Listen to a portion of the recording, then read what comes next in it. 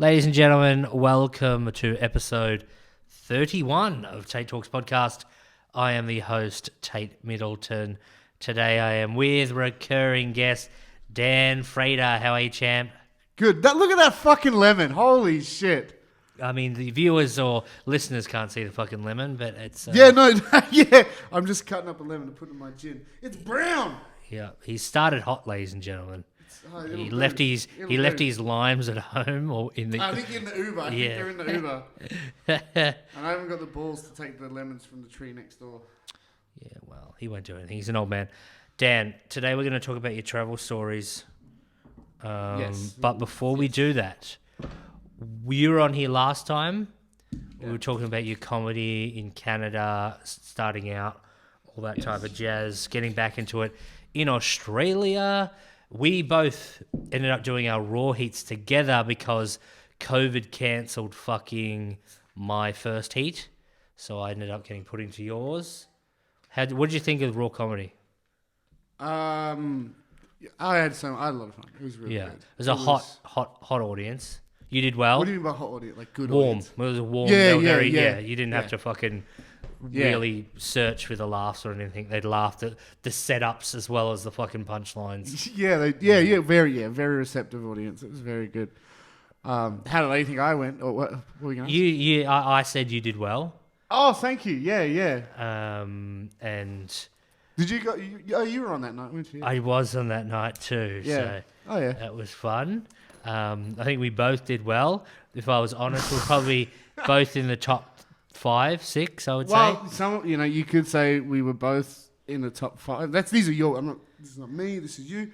You would say we're both in the top 5. I would say someone was in the top 2. Not me, but. Me? Is you? Yeah, it was you. So yes, I got through to the semi-finals. So well, we're in the top 5. Way to placate me. You were clearly in that top 5. I got through to the semi-final, which is in 2 weeks, which is nice. I think I ended the podcast on... Oh, Jesus, that was nifty. Yep. I think I ended the last podcast on Raw doesn't matter that much. Yeah, you did, which I'm still in that fucking boat. Like... It's great to get through. It's just really nice to... That was my first gig at the Comedy Lounge. And you crushed it. Yeah, so that was... In my opinion, you were... And I was pissing for, the beginning of your... I was in the toilet for the beginning of your set. So I unfortunately missed the beginning of it. But from what I saw of our heat, you were, in my opinion, the best and definitely the most... crowd reaction in the positive sense of the word. Yeah, thank you. And then the second person, in my opinion, was the other person who got through. Oh, Shash. Yeah. Yeah, so... I don't know why I didn't say his name. I'm sure he wouldn't give a fuck if I bring that up. Yeah, I think he's coming on the podcast at some point as well. Yeah. I think we're going to chat about India, where Shash is from. So that was nice to get through. Pakistan. I think it's India, but I could be wrong. I thought it was either Pakistan or Bangladesh or Sri Lanka or something. No, you're definitely wrong there. He's Russian. He's Russian, man. He's a Korean gentleman. No, he's Afghanistan. He's a refugee. His family was killed in a US airstrike, and that's why he's in Australia. And you heard it here first. Yeah, it's true. It's true. If you're listening, I'll ask him that on the podcast, and he'll be like, "What the fuck are you talking about?" Well, okay, cool. He's shy. He is very, very shy fella. So Raw was great, nice to get through. But now one of the good things about Raw being done for you, not to sound like a cunt, but now you can do your new material non-stop. Yes, and that is what I'm doing. You saw me the other night try my new material. Yep. So did Shash, the other winner. Yep. And like as I said to you the other night, I'm bummed that I didn't get through. I am. I'm not gonna lie about that because I thought I did all right. Even though on that night, I'm sure plenty of people tell you, all I could do was talk about all the things I fucked up, because I did fuck up a lot that night. But I still did think I did all right. But I'm kind of glad in a way because, as I said to you, I'd rather go through in Raw and have 10, 15 minutes under my belt. Right now, I've probably got 5. So if you got through Raw, you'd rather... I'd rather have a little bit of depth because, you know, if you get through, if you make it to the final, even if you make it the state final, there's opportunities that you're going to open up. And I'd rather be able to be like, hey, look, I can do 10 minutes if you want that. Yeah. Right now, I'm not going to... I could do 10 minutes, but it's not going to be very good 10 minutes. Yeah. Yeah, well, we'll just have to wait I mean, until... in my joke book, I've probably got, and all the jokes I've told, I've probably got half an hour worth of material, but it's only 5 minutes of it that's actually good. Actually honed. Yeah, honed, Make sure it works. All right, that's... shit on my tongue. Let's finish up with the raw shit, because that's not why you're here. I want to chat about your travels. Oh, I thought you were going to say about who we think should and shouldn't have gotten through to the semis. No. Everyone bar me shouldn't have. Well, I was going to say everyone but you should have did get. Don't worry about it. Nice try. All right, you've done some traveling. I know you said last time you had obviously done Canada. Yes. That's where you started doing stand-up, I think. Yeah, that's my most recent of traveling. Yep. We were going to talk more about Europe, I think, today, wasn't it? Yeah. Well, look. Did you want to go? I can explain. If you want to shoot into like where you have been. Yeah, I'm not going to list all the countries, but it's just about around 40-ish countries. Yeah. The weird thing is that when I talk about my travels and stuff, because I love traveling. That was before I had a passion for comedy. I had a passion for traveling. I still kind of do, but now I want to do comedy. So I'm like, I kind of got to stay still and do these shows and stuff. But and you can't go anywhere anyway. I can't go anywhere. No, I can go around WA. It's true. Yeah. Yeah, I could go to Broome. I could go to Meekatharra. I could go to Gidgegannup. I could go to Walcatcham. I could go to fucking anywhere. That's a really slow Johnny Cash song. Yeah. Yeah. No. Yeah. Anyway. So, where was it going with this? I had a couple Where of have you drinks been? Yeah. So, thing is, people I've travelled with, like I feel like a little baby traveller compared to them. Oh, really? Yeah, because like I said, it's about 40 odd countries, and I've travelled with people pretty extensively who have done near on 100 and have spent more time travelling than I have. Jesus. So I don't really feel like I've travelled much, but then I tell some people, oh my God, you've been everywhere. And I'm like, oh, not really. I mean, I've been to white countries, you know. I've been to a couple of like non-white countries, but which for me, I don't know, weirdly, I've done Europe and stuff, so I'm kind of like, you know what, that's like the baby, that's the first step. Yeah. You know, next step is you got to go somewhere a little bit more exotic and stuff that. But I've been Congo, North Korea. Yeah, well, actually, I really Syria. want to go to North Korea, but I'm tossing and turning about that one because I know a guy who went there, and I had a little chat to him about it, and he's like, yeah, it's interesting. It's like very curated and stuff. Like you have to do what they say, but you get to see the place. I'm like, that'd be cool, but problem is, do you really want to give them money? And I think you got to fucking pretty much fuck off your passport after it. Because a lot of countries are like, why did you go to North Korea, sir? And you're like, oh, just, having fun. Apparently, from what I've heard from people, same thing kind of with Israel. Oh, really? Yeah, well, it depends. If you want to travel to the Middle East, certain countries won't let you in if they know you've been to Israel. So apparently now, Israel doesn't stamp your passport. Oh. Because they don't share all the electronic data with, like, for the other countries like Saudi Arabia and Iran and all that stuff. So they won't put a physical mark in it. So they'll just bless it. Yeah, put holy water on it. Yeah, exactly. Yeah. Well, plus that too. Like, it could also be because a lot of Muslims go to Israel because they want to go to Jerusalem. So that might be part of it as well. They might have realised there's a lot of pilgrims that go there, and next minute I'm from Iran, and then I go to Israel to go see the holy site in Jerusalem, and next minute I go back to Iran. They're like, why'd you go to Israel? You a defector or some shit? I don't know. I don't know. But yeah, so I mean, my first, obviously, coming from Perth, first travels overseas was to Bali, and then I went to, back in 2013, 2012, I can't remember, I went to Scotland I would spend a few days in the UAE in Dubai. That was pretty interesting. Then spent a bit of time in Scotland for a while with a mate of mine. He just went to go see his see his family for Christmas, and I tagged along. And then a couple of years of just going to Bali, and then I had a bit of a big lifestyle change. I lost a heap of weight, and all of a sudden I was like, fuck, like my mind changed and my whole outlook on life changed because I'd done this huge like physical transformation. And I thought, fuck it, I'm going to Europe, man. Like, I'm a big history nerd. Like, I want to go see all these Roman ruins and the castles and stuff because I love that stuff. So I went to did a bus tour in Europe. And then I loved it so much that I decided to, the bus tour company I went with, I heard that they did Oktoberfest. They had a campsite. Oh, yeah. And they needed volunteers. Yeah. And I talked to my tour thing. She goes, yeah, just apply. The applications are probably up within the next month. Just apply. And I was like, oh, cool, I'll do that. So I did it. And then they said, yeah, we'll take you. And I was like, sweet. Oh, so you got to work at Oktoberfest? Yes, at the Thalkirchen campsite in Munich. Yeah. So I got home because the tour ended in end of May, and I got home early June. Yep. I spent about a week in London or something. And then... yeah, I just started putting money away because I was like, oh, yeah, maybe I'll get this. Plus, I wanted to be a tour leader for this company. And I was also like, yeah, I was putting money away and I applied and then I got it and then I was like, sweet. So I left Europe in June of 2016 and by early September 2016, I was back in Europe. Oh, shit. Yeah. We turn around. And that was when I was like, it wasn't like, oh, I'm going on a holiday. I was like, this time I'm fucking quitting. Yeah, okay, yeah. Because I didn't know how long because this time I booked a one-way flight. Yep. Because I got the buzz from doing the bus tour. I was like, fuck this, I want to actually backpack. I don't want to do this curated tour and stuff like that, which is nothing wrong with that if that's your thing. It's like, fuck this, I actually want to go be a backpacker for the next foreseeable future. Is that when you grew out your hair? No, this happened, I started it just before I went to Canada. Oh. Yeah. Just to fit in with all the surfer. Yeah, all the snow, all the ski bums. Yeah, the fucking dregs of society, basically. Shuckers. Dregs of society from wealthy homes. Yeah. A lot of rich kids on those mountains, let me tell you that. It is not cheap, but I figured out. I met a lot of people who came over on mum and dad's money, let's just say that.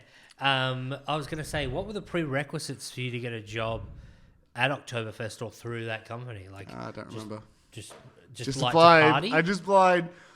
I don't know. I applied because I told them in the application, I said, look, I'm looking to become a tour leader with your company and just want to do this, trying to, and blah, blah, blah, blah, blah. I don't remember, to be honest with you. Yeah. I might have You said... don't want to name them, do you? But I don't want to name them. There are like 4 or 5 different... In the campsite I was in the first year, because we'll maybe get onto it, I did a second year at Oktoberfest. Okay. Tune in, ladies and gentlemen. Yeah, the problem with that is that... But we'll get to it. But yeah, there was like about 6 or 7 companies in that campsite. And then there's another campsite. Are you all chummy with each other? You all get along? All the companies? Yeah. Some do. Some don't. Ooh, controversy. Why? Oh, actually, no. Yeah, well, let's just say yes. They kind of get along, but some companies do very much get along. Yeah. The company I worked for the first year and the second year, they get along very well. Yeah. Actually, I'll tell you, the company I worked for the second year was a company called PP Travel. Awesome company. If you want to travel Europe, go to this company, PP Travel. It's run by a heap of really good guys who've spent last 30, 40 odd years or something. No, 30 years, 25 years traveling Europe, and they're experts in the game. Yeah. They're awesome. PP Travel. Can you just go through the actual, when you say curated travel, is it just like a Katiki type thing? So you like a Kentucky or a Top Deck or a Bus About or a...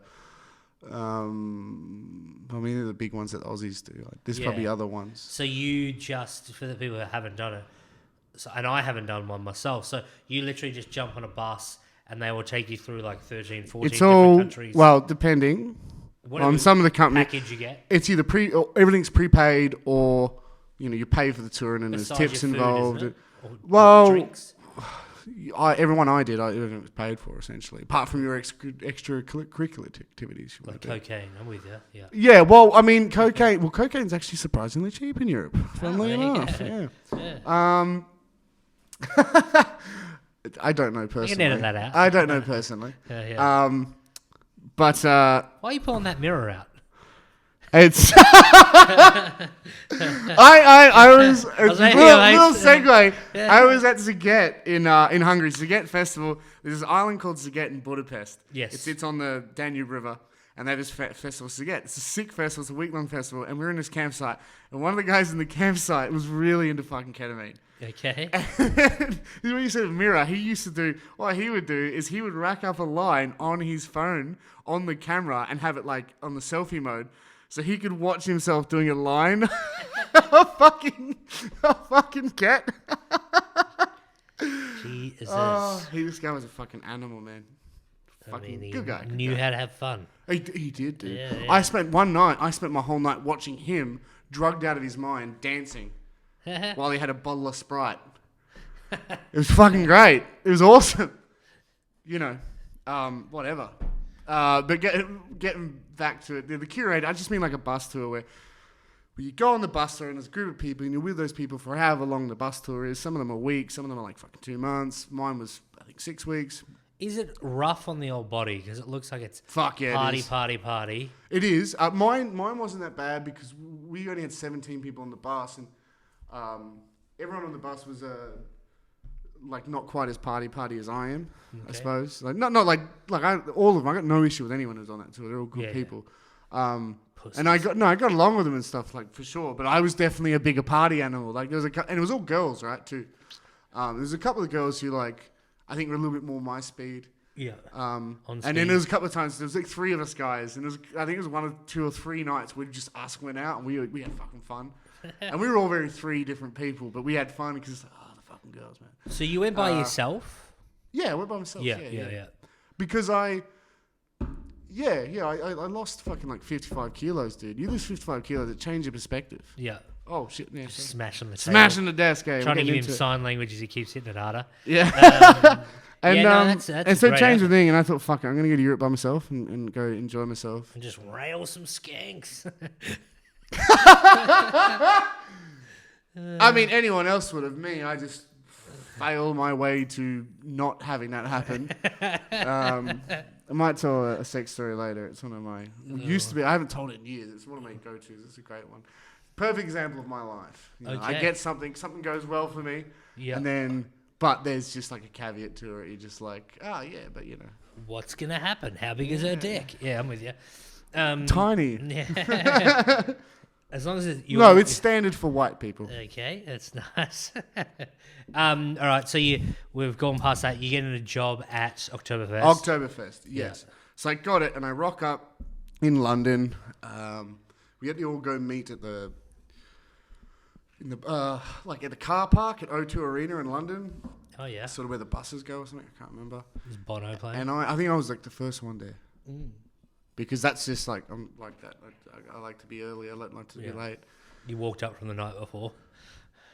Yeah, I did actually. Yeah, I was partying at Wombats in London, and I met a girl. I think I met a couple of people who were going to be on my tour. Oh, really? That night, I think. Jeez, but I was sitting at a bar talking to someone. I can't remember who it was, but I just got fucked up sitting at a bar because I'm a barfly like that. I'd rather sit at the bar sometimes and just talk. Especially in the UK because it is set up like that. Oh yeah, real bar sitting at the bar, pub culture, which I love.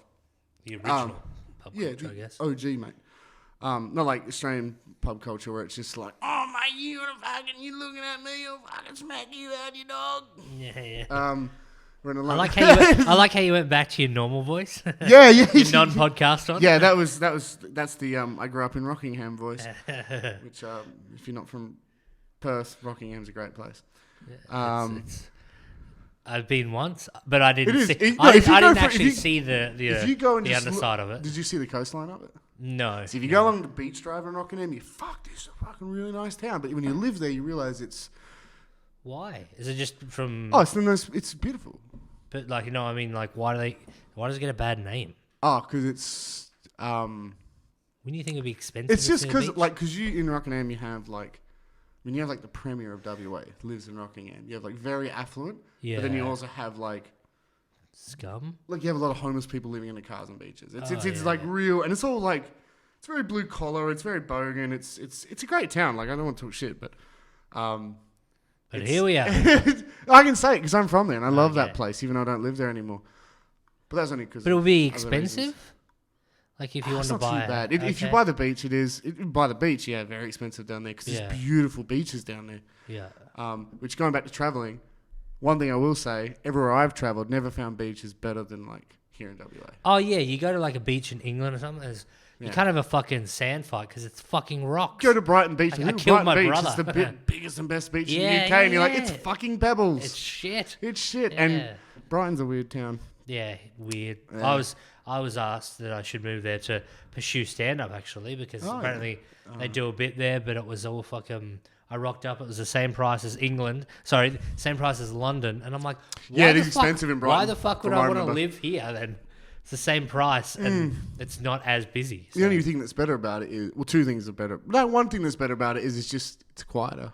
yeah. But I went there in the off season, so I'm sure in very the on quiet. season it's very Yeah. busy. I think I went there at start of winter, I believe, too. But, oh, and plus, it was quiet. yeah, I think I went there to start at some. This homeless guy got like $20. We were at like a cheap hostel. He must have got like $20 from busking all day, and then came into our room and stole everyone's shit. Sounds like the hostel I stayed in Genius. Brighton. Yeah. I was staying in this hostel with, I think, just like scaffolders and bricklayers. Yeah. It was and it was like, you know how you get like really bad hostels? Yeah. Like a good hostel. The long stay ones are horrible. Yeah, I lived in one for a fucking year. Really? It was What? awesome. No, don't get me wrong, it was great. Oh, But you're one of those. when you live in a hostel for a year, it sucks. Yeah. Don't get me wrong, I'm not talking shit. That was a great hostel.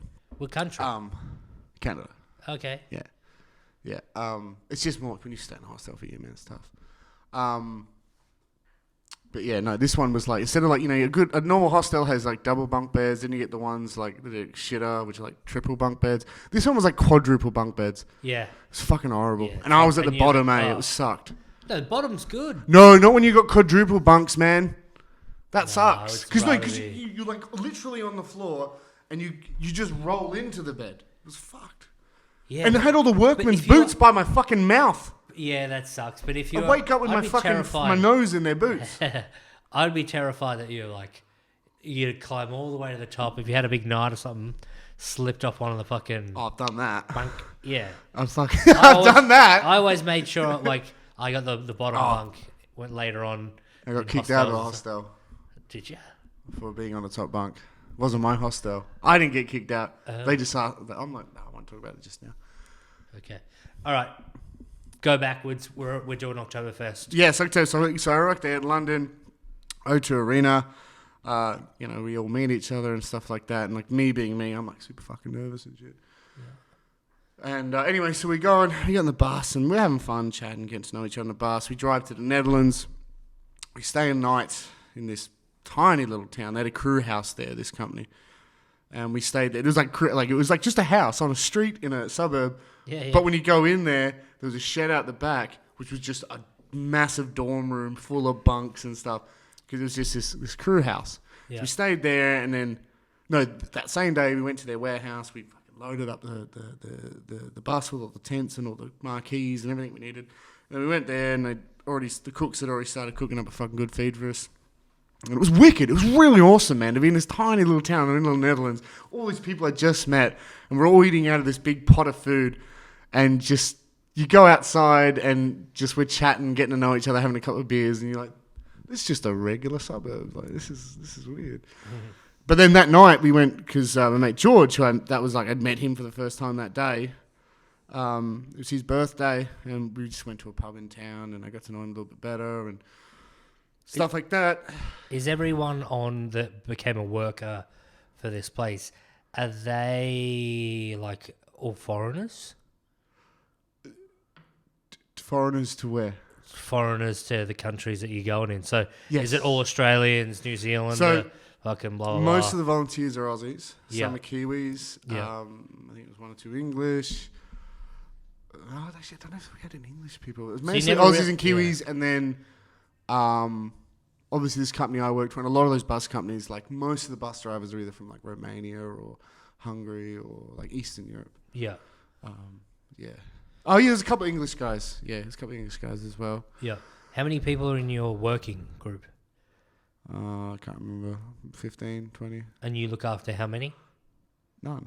I was a volunteer. No, sorry. How many when people come onto your groups? Oh. How many are you in charge of? I wasn't in charge of anyone. Oh, sorry. How many people do you usher into this way? Come on, guys. We're walking down the street to go to fucking here. Oh, I mean... We're getting up at 6 a.m. Fuck, a coach load? Okay. So like... I 60. was a volunteer, so maybe... Wait, should I just like keep going with how it's going? Yeah. I Yeah, guess. anyway, so we drive from this town in the Netherlands all the way to Munich. It's this long drive. We're getting to know each other. It's all good, great. And then, fucking hell, we pull into Thalkirchen in Munich. we're pulling in and we're looking around going like, fuck, because the festival's like 4 or 5 days away still. And we pull in this campsite and it's literally like any campsite in Australia, like just full of boomers and shit in their caravans and stuff. And we're like, oh yeah, righto. And then we pull in and then there's these two like gypsy looking fuckers, just dirty, scummy pricks standing there with these big backpacks on. And they're like, oh yeah, righto, who's this? And then they pull up and they come to the thing and we're like, oh yeah, no, we're Wade and Andrew. We're here. And like, oh yeah, we've been expecting you, blah, blah, blah. These are two more. They'd been travelling Europe that year, and so they're volunteers as well. Volunteers as well, but they'd been travelling Europe already, and they decided to get their own way there. They didn't see the point in coming to London when they were already somewhere in Europe. I can't remember where. Anyway, we go to dinner that night just up the road at this wicked old-fashioned German pub where they're serving pork knuckles and schnitzels, and it's along the river, and it's kind of in a... Munich's a really beautiful city because there's a river. I can't remember the river. It goes through it, and along the river it's very foresty, and you're in Munich. You're in a city. Yeah. But you feel like you're in nature. Yeah. Okay. And we're at this pub, and me, George, Wade, and Andrew just sort of sat down with each other and just started drinking and getting to know each other, and we just kicked it off like big time. Yeah. Yeah. And and I'll know that too because that was it. We had to set up the tents. Yeah. And I think I was chatting to Wade and Andrew and George. We were all hanging out, putting our tents near each other. Or something like that. And that's when we met. And then we went to the pub and we were all getting to know each other. And we all got along really well. And then we went to bed that night. We get up. That's right. We set up a few of the tents for the punters. Yep. We hadn't set up our tents. We set up tents the next day. And I just remember we get up in the morning and like we're hungover. Most of the people weren't because they're like, oh, trying to make a good impression. We were just having so much fun. We're like, fuck it, let's get on it. You know what I mean? Yeah.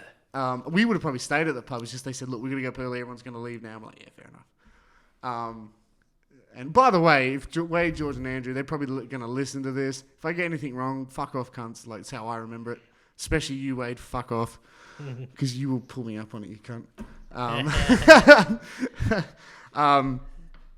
If you need to, Wade, just write in just some sort of change. I can, on Instagram, and I can read it out on the next podcast to see how wrong Dan was. Yeah, don't that. He's from Tasmania. That cunt. Okay. You don't want to fucking. Yeah, fuck that guy.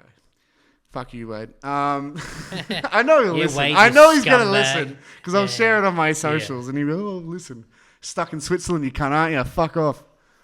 This wouldn't be a bad place to be, I guess. No, it's a fucking great place. We might get onto that if we get time. Yeah. We're already at 28 minutes, just ahead. Yeah. See, we might not even get out of Oktoberfest, which is fine. But yeah, I remember the next morning is when I knew I was going to be friends with these guys for fucking ever, Yeah. Because everyone was hanging around by the people running the thing, and me, Wade, George, and Andrew were just sitting over by this bench, and pretty certain I fell into some poison ivy, and I just... I'm pretty certain I fell, or maybe one of the boys, but I got, first time I ever got poison ivy, and I was like, this shit sucks. Yeah. So I was like, fuck Germany. And I just remember, so I knew we were going to be friends, because a lot of girls there, and they're all just chatting and shit, and someone said, oh, I wonder what they're talking about, and Wade just goes, they're probably just trying to figure out how they're going to sync up. Yeah. And I lost my fucking shit. Like, just this whole... I think I woke up the next two suburbs. I was laughing so hard. The boys are laughing. And then we started getting in that laughing thing where everyone's just laughing for the sake of laughing. And they're all looking at us going, who the fuck did we hire? What were the perks of being a volunteer? Besides, obviously, you would have got to go to Oktoberfest for free, I assume. Well, it's free to enter Oktoberfest. Oh, yeah. True, it is, actually. Yeah. So what are your perks? You've been, haven't you? Yeah. I just forgot that. You literally just like a fucking big carnival type thing with big beer tents and shit. Disneyland for adults. Yeah, true. That's what it is. So, yeah, what are the perks of volunteering or working... The experience? Yeah. I don't know. We got free food, free drinks. Yeah, No money at all? No. No, okay. No money. Not even under the table money. We got no money. Yeah. It was just the accommodation, the food, the drinks, and also which experience. Is big, yeah. Because the people doing it, a lot of them were either... because we had people who were working for that company who come and just were joining in because they didn't have any work on for that month. Yeah. Or maybe the end of their season, because it's kind of at the end of the big European travel season. And with these big companies, they have a bigger staff over the summer, and the winter they have a smaller staff because there's less tours happening. Yeah. So it was some of the workers of that company, and then just a heap of volunteers, kind of like me, who were like trying to grovel to get in on that thing. I don't want to work with the fucking company. Or just people who just were like, fuck, I want to do it because that'd be fun, Oktoberfest. Yeah. Because once you've been on, because you hear stories, when you travel, you hear stories about what Oktoberfest's like. And then when you do it, you realize the stories don't even do the place justice. Because if you do it, well, I mean, I did it differently to I think most people did it. Like I did 2 seasons for the whole, and it's great. It's the best festival ever. How long was Oktoberfest run for? About 3 weeks, 3.5, depending on, because there's a public holiday that lines up closely around there, but doesn't hit every year. Yeah. I think it's called Unification Day. Okay. I don't know if it's to do with after the Berlin Wall or if it's just to do with the 1880s when they became 1860s when they became a country. But it's kind of like the German National Day, but it's Germany, right? So they're very scared of anything nationalist for some reason. Yeah. I don't know why. I mean, Germans are great. You could argue German people are some of the some best history. people in the world. Like arguably the best people, and they should be. Really, they should be ruling it, shouldn't they? They tried. Did they? Yeah, they had a crack at it a couple of times, I think. I think you're right. Yeah. I can't believe they didn't win. I mean, they're very genetically gifted, aren't they? I mean, they are specimens. I've been watching a lot of videos on. Have you heard this guy called Adolf? I've been listening to watching a lot of his videos on YouTube. He makes a lot of sense. Yeah, I think. Sean, I've been drinking. Sean Locke, he's like, I'm still on the fence about him. Oh, Sean Locke, man, dude, he is one of my favorite fucking comics, dude. Yeah. He's hilarious, man. Yeah. But anyway, yeah, and then, mate, we us 4 boys, we got along, and then because Bogdan, who was running the show, he's this Romanian guy. He was like the guy charged of setting up the marquees. Yep. Because he's Romanian, he straight up goes, "You boys, you strong boys, you come help me set up the." He didn't sound like that actually. His English was good. He's very good. Excuse me, fellas. But he's Romanian, so he sounds like this. He's like, "Come on, fellas, big strong man. These women, man. Oh, these women, no. They can't set up tent like me." He didn't say that, but he did. He did go, "You boys are gonna help me," and it's just like. Okay. We were all like, fuck it, we want to go to hang out, set up tents, and talk to the chicks. Yeah. You know what I mean? But we ended up, George did, like fucking prick he is. He went to hang out, but me, George, and Andrew, we set up the marquee. And, and that was awesome. We got to know each other, and we just kind of were like, because we're all kind of like the same sort of background, like blue collar workers, sort of tradie sort of place. We all kind of people who worked with our hands. Yeah. You know, we're not. I don't know, other people who work behind desks or something. Yeah. So we just set up this marquee and we worked our asses off, got it up. Because they all had lunch or something and we just kept working through because, fuck this, we can get this done. I think it hit about 2 o'clock in the afternoon and we got up the marquee fully. All that had to be done was we had to set up the lights and stuff. Yep. And then they called lunch and we didn't even have our little smoko. So we were like, whatever. But we didn't give a fuck because we were enjoying working with each other, We were just getting in a vibe. And then someone said, I think Bogdan said, he goes, "Oh, if you guys want to have a couple of beers for lunch." And we're like, "Huh, what?" We thought we were just getting sandwiches and stuff. We were happy with the sandwiches in a water bottle, Yeah. So if you want beer, and we're like, "Oh, do you have beer?" Like, "No, but there's beer vending machines down by the..." We're like, "Fucking A." And we went down and got beers and... lunch was supposed to be like half an hour or something, but they gave us a bit longer because we worked through our breaks. So you boys take a little bit longer. You didn't stop. Yeah. So we got shit-faced. And we got shit-faced and then... Quality volunteers. Yeah, and then we went back to set up the lights and then George, a plumber, decided he was going to help us out with the electrics. But we didn't mind. And he died. And we were all fucked up, We'd been drinking together and just talking shit and just, I think, in a way, alienating ourselves from the rest of the group a little bit. Yeah. And then it ended up, that day, we set up like 2 or 3 lights. And then next minute, we went to go sort out the tents because all the tents had been set up wrong. And we're like, oh, fuck, we'll go set them up right. And then some reason I got naked and started running around the campsite. Okay. Yeah. I don't know why. And that's when he got Me Too'd. Yeah, and then it Louis just... C.K.'s... I don't want to go too... Because I could talk about this first couple of days so much. And we'll keep moving on because I could talk forever about it. Like, the time... Like, I think that night, we were just drinking, like, hardcore. Had you put your clothes back on by then? Yeah, I had. And then we started doing this thing. Wade started this thing up called Story Time, where he just tells these fucking hilarious stories. Because if he ever comes to Perth and you're here, I'm going to force him to come to this podcast. Because he's the best storyteller I know, and he'll tell stories about me that I'll regret getting him to come on this podcast. You know what I mean? But he did this story time thing, and he just and he's just laughing, just all these fucking hilarious stories. And then as we're going to bed, this is one thing I just want to mention because it's funny. We're all going to bed, we're all kings. We're gonna get up early in the morning and start doing some stuff. And then someone goes like, oh, so-and-so, I forgot a towel. And then I was super drunk. And I was like, who is the dumb cunt who comes all the way to Germany and forgets a fucking towel? And then I just hear like someone say, oh, that was so-and-so who was the boss. Oh. And as soon as I said that, George, who was on the right of me in the tent, Wade was on the left, and Andrew was kind of behind. They all just start fucking laughing, and I'm just like, oh, fuck. And then anyway, yeah, so then it keeps going on. And then the next day, we had another day of doing stuff, and me, George, and Andrew were just getting along, having the best time of our lives.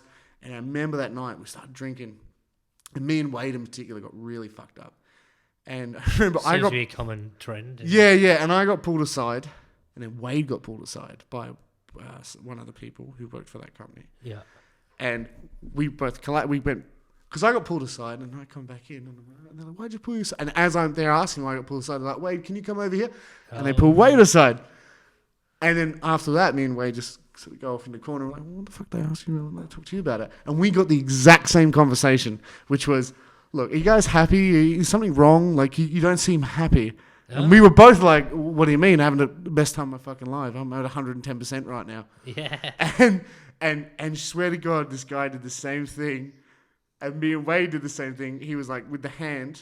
So if you, I don't know if basically he goes, you guys are up here, and puts his hand up. And he goes, and everyone else is down here, and it brings his hand down. Yeah. He did the same thing to me and Wade. And me and Wade respond the same way, which is like, well, how about all you guys here come up here with the rest of us? Because they thought we were upset or depressed or something. And it's like, no, we're having fun. Yeah. And eventually, by the end of the festival, everyone had joined us because everyone kind of finally figured us out and realized like we were just having fun, and we would. It was Oktoberfest. We wanted to drink. They're not alcoholics. They're just obsessed with fun. We're just obsessed with fun in a bottle. Yeah, it's liquid fun. Liquid fun. Yeah, powdered fun, fun on a piece of paper, fun in a herb form, any kind of fun. Yeah. Fun that gets put in your drink when you don't know, and then next minute you're throwing up. But you're like, next morning you're like, oh, that was really fun, guys. Yeah. I don't ever want to do it again. Like, and then you sound mad, but you're like, that was really fun. Yeah.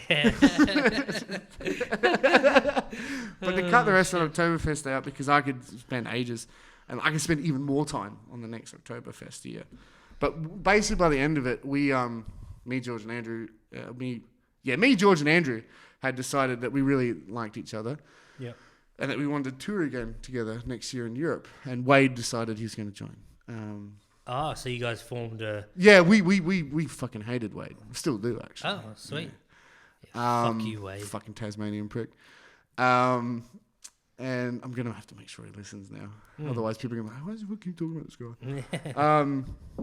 But the four of us decided that we're going to tour, and then Wade and Andrew had actually been touring in a van, in Andrew's van, that year. They didn't bring it to Oktoberfest, but so we decided, fuck yeah, we'll do it. So the following year, 2017, April.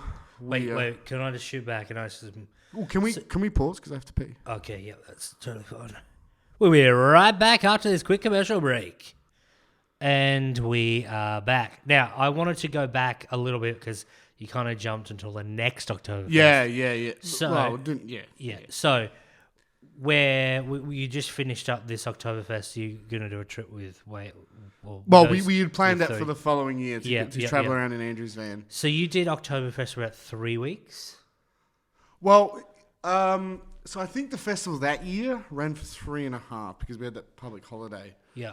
But we were there about 4 or 5 days before, and then I stayed until they left because I wanted to bag a bit of cash, and they had that's why I haven't named the company because I got a bit of cash and handwork with them. Okay. Cleaning tents for them in London. I was like, Yep. I'll take that.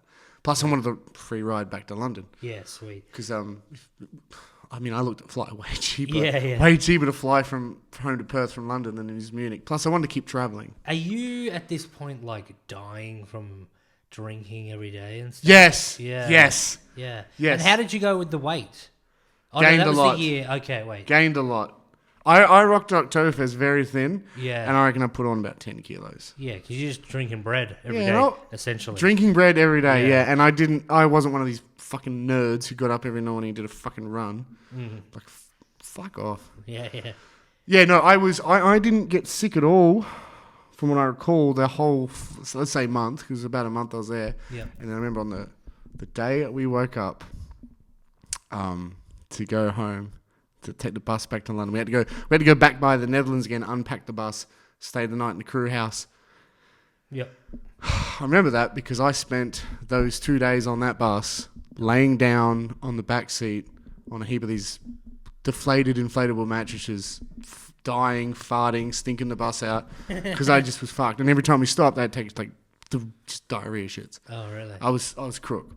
And other people had experienced that, but they'd experienced it earlier on. Yeah. For whatever reason, my body didn't stop until The fun till times till we were done. And then that day when we were leaving, I was so sick. Yeah, fuck. I was so I'd ill. imagine 3 days of just, I assume you're not eating that well, you're not sleeping well, and you're drinking. Oh, we were eating all right. Yeah, okay. Because the cooks, and they were good cooks, and they were cooking for us, and it was good. And I mean, I was eating schnitzels and pork knuckles. Because the beauty with Oktoberfest, this is a pro tip for anyone. So what you do is, if you're at Oktoberfest, right, if you're outside, because you got the beer halls, you want to be in the beer halls, but if you're there during the day, sit outside, because the beer halls come alive at night. Oh. But what you want to do... Blind. Well, the beer halls are, especially during the day. We were hanging out in the, I guess what we called the foreigner beer halls, which were all the tourists go, especially the English-speaking tourists, the Aussies and the Kiwis and the Poms and all that. But you go hang outside. That's where you want to be during the day, especially if it's a nice day in Munich, because that time of year can be terrible weather, but it can also be beautiful weather. Like that Munich spring, it's hit and miss, but when it's hit, it's beautiful. But what you do is, this is a little pro tip to everyone listening. If you ever go to Oktoberfest and you're there during the day and you're getting a little peckish, what you do is you go hang out by the back doors where the bins are. Because what they do is, all the food, they bring it there and they sit it there. But they don't necessarily throw it away straight away for some reason. And the thing is, a lot of people, they go to Oktoberfest and they go, I want to get a pork knuckle. Don't realise how big a fucking pork knuckle is. Because they just want to get the Instagram photo. Yeah. And then what you do is, you can see him bring over, like, you see this little Asian woman who's like 5 foot nothing and weighs maybe like 50 kilos. She's not going to eat a whole pork knuckle. And the whole family, because there's some rich Japanese family that spent all this money coming over, and they got this food left over. Yes. And then what you do is, you go eat the pork knuckle around where they ate it. Genius. Like a scavenger bird. Hobo, but it's awesome. It's awesome. Work. It's great. It's great. It's honestly, it's awesome. We used to watch people. We used to watch them, and we would see, it was like, just certain people you can always tell, like, they're doing it for the Instagram photo. Yeah. And then you just say, a little bit of food, then we just go hang out and just pick away. We'd never pay for food there. Yeah. You're like, seagulls, but nothing wrong with it. Yeah. I know some people right now are going to be like, ugh, gross, but fuck you. One of the greatest things I've ever seen happened at Oktoberfest. It was about 2 o'clock in the afternoon. We started at like 6 or whatever it was in the morning or whenever the fuck they opened. Yeah. And then, so everyone's about blind drunk about 2. Everyone got their food. You know how they come with like a big round dumpling? This is about the potato dumplings? Yeah. Oh my, they're even better. Like, they always go. They're about the size of a baseball. Yeah. Someone as a joke was like, someone should throw this. And our mate, who was blind drunk, Cal, decided to, like, he was on the table, like, hunched over dying, right? We're all standing up in, like, the kind of over the table. and he, without like even breaking a stride, like he didn't even look up, I should say. He picked up the fucking dumpling, threw it, and it's like the waves like parted the people, and there was one girl sitting down by herself, and it nailed her straight in the eye. Yeah. And I still remember the thwop it hit her. Then we couldn't fucking laugh or do anything because she was fucking like, everyone was looking around like, who threw that? It was a full one, not even a bite. I was about to say she was like in a wheelchair or something. No. And it fucking nailed her in the head. Everyone's looking around like this bunch of girls fucking looking distressed. Then we wait for like the fucking people to go like back in front of them and stuff. You know, just everyone's walking around and stuff. All of a sudden they're covered. There is fucking 10 of us just losing our fucking minds. It's the meanest thing in the world, but it's hilarious. She gives a shit. Yeah, we were. You're in a foreign country. Yeah. No one cares. You're in fucking Germany. Fuck them. Yeah. They did Were some they German? bad shit. No, I'm not too sure. Oh, the guy. Whoever the girl hit, she's probably American. Well, fuck it. They deserve it as well. But so we're all laughing once we couldn't be seen. This big fucking American dude on the table next to us gets up. Yeah. Huge fucking dude. Would have been about 6'6". Comes over. He's like, I just saw you throw that fucking dumpling. And we're like, he's honestly going to kill us all. And he just goes, that is the funniest thing I've ever seen in my life. And started high-fiving everyone. And we all just laughed for about another 10 minutes. Do you know what? Just funny that. One thing I observed from my 2 years at Oktoberfest is you really learn about different drinking cultures in different countries. It's true. I mean, you learn a lot about how Germans drink, and they're very sophisticated drinkers.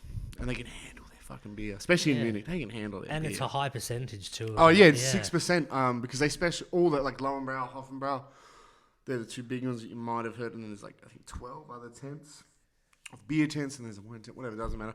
But yeah, all the beers are about 6% because they brew special brews just for the Oktoberfest. Yeah. Yeah. And, but yeah, you learn sort of different drinking cultures. And one thing I always notice with the Americans when you meet them is they are like fish out of water. Like they are so like, like, you know, you're around like the Aussies and the English and the Kiwis and even like, I ran into a group of South Africans a couple of times.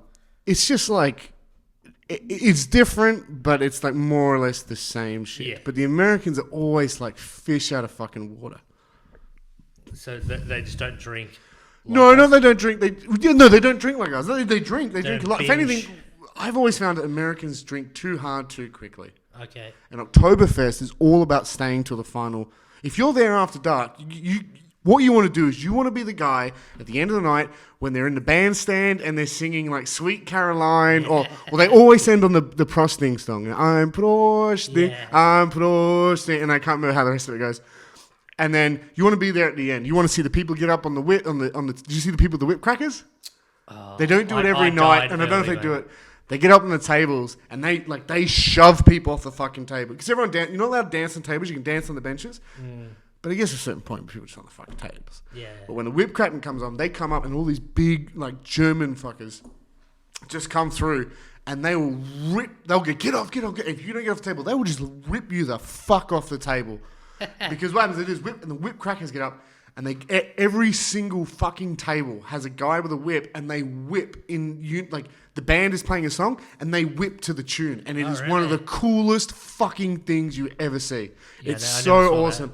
But they'll just rip you off the table. And then these big blue-haired, blonde guys who just, like, fucking blacked out arms because you're like, well, what tattoos did you have? Like, you know what I mean? Like, it's Munich after all, man. It's where it all started. Yeah.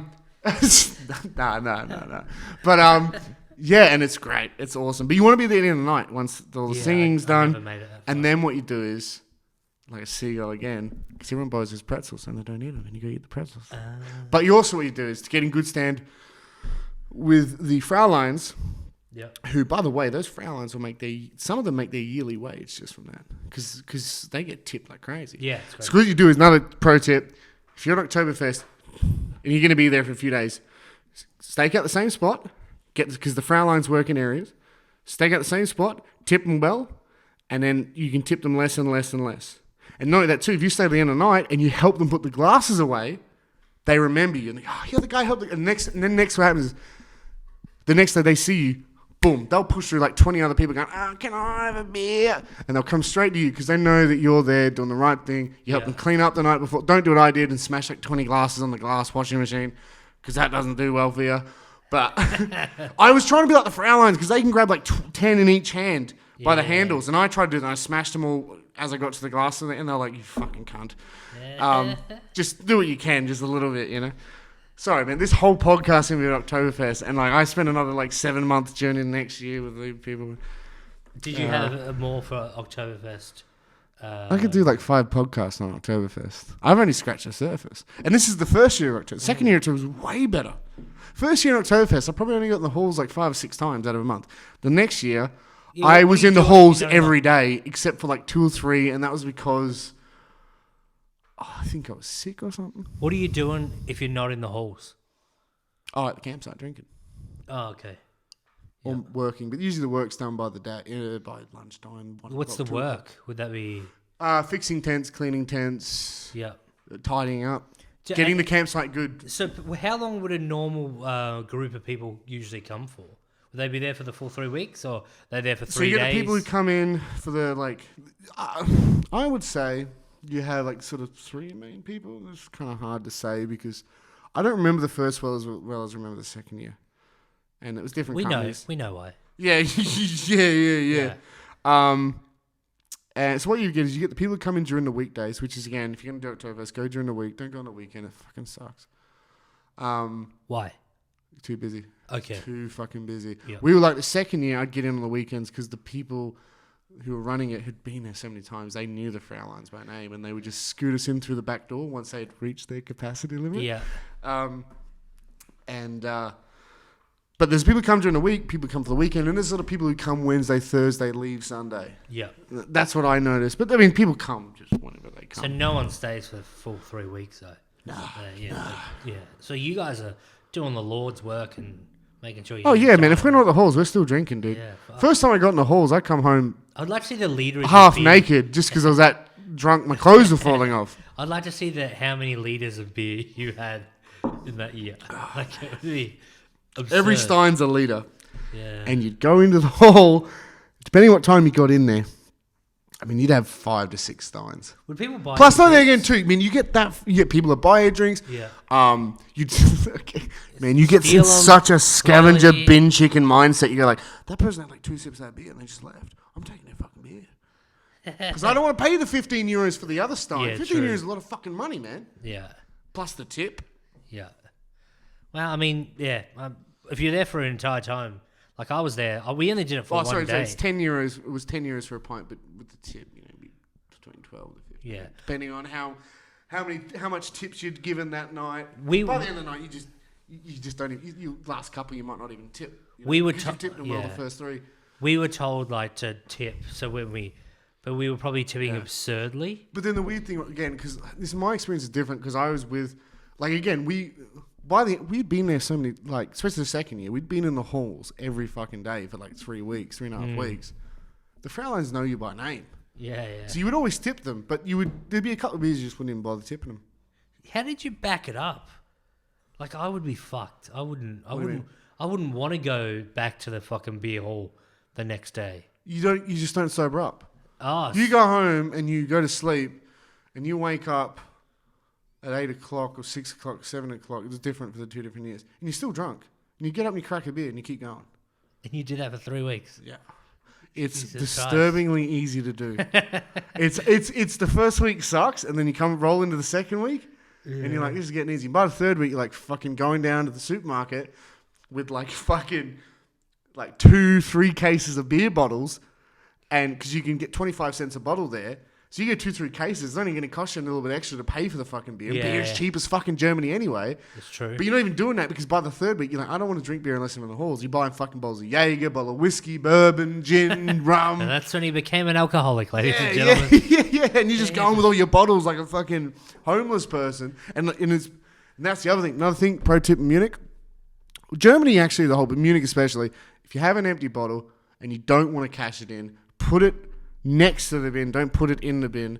Because it's a very big thing there, and it's actually really cool. Is that it looks bad if you don't understand, because you go to Munich and you'll see a rubbish bin, and they'll be like, beer bottles, wine bottles, all around it. Now, what the fuck is this? Yeah, I've seen that. They've homeless left people, it. isn't It's for the homeless people. Yeah. I remember I put one in there. It's because again, you don't get beggars in Munich Okay. because they collect the bottles and Yeah. they make it decent enough. They make enough money to feed Well, yeah, themselves and it's stuff like that. I worked. Yeah. I was working at a can fucking place, and it was 10 cents. Yeah. So they have to bring in 10 cans or 10 bottles to get $1. imagine- Whereas there, they only need 4, and they're And they sweet. got $1. Yeah, And it's a very much a custom thing there. yeah. So yeah, it's not degrading or Honestly, just like what it is. the rest, from what I see, the rest of the world should follow Munich in the way they deal. Well, I mean, they still have homeless people, so not doing it properly, I suppose. But the way they do it, like they like the way they look at homeless people is that like because they got that system. It's like they're the nicest homeless people in the world, man. Yeah. You almost wonder why they're homeless, man.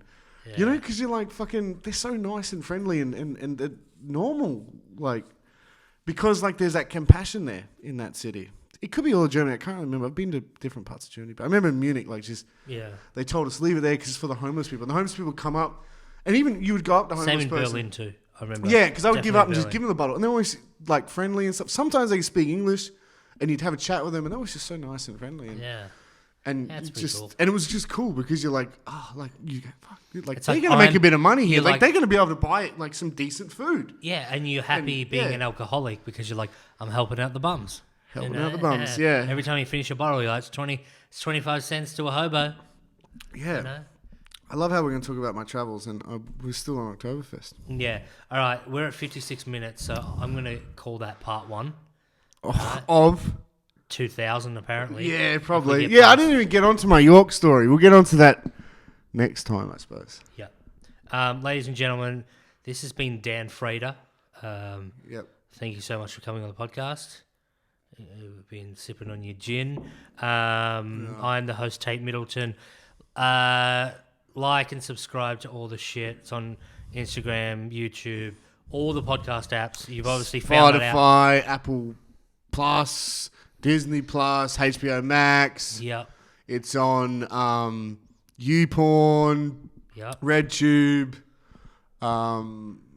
That's if you want to get the uncensored material. Yep. Patreon. Do you have a Patreon? No. Oh, you should do. Well, You should do. That's where you go like, oh, you have a... No, because you name should it do. porn You should do a ones. Patreon one, because then we could do like a real raw podcast. Oh, Like, okay. but it's pay only. Yeah, racism. I love it. All right, ladies and thank gentlemen. Ladies and gentlemen, thank you so much. See you guys next week. Thank you.